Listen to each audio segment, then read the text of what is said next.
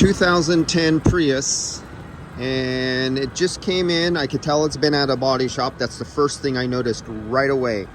This bumper, the paint on it is all smooth. There's no stone chips, and you can't have a car this old that's dirty everywhere else and have a perfectly clean bumper without being in a body shop.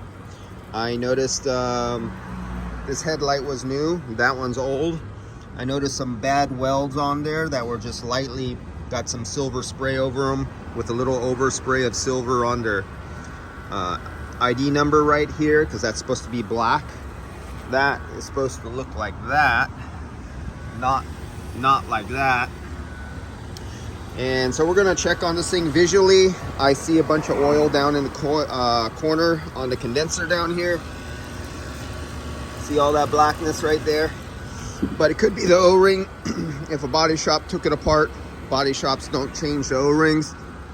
I don't see no dye in the system. I used my UV beast light to see if there was dye. Nobody ever put dye in here.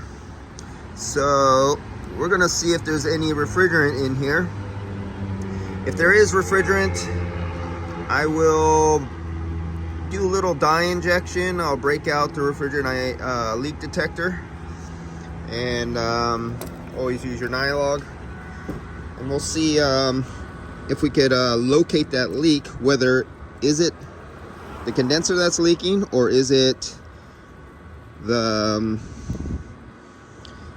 O-ring that's leaking, and we'll go from there. So right now, let's see what we have refrigerant wise. You can see I have it under vacuum down to 88 microns. Let's just open it up and see if we have any refrigerant in there. And we do, and it's a cold day, so that's why the pressure is so low right now.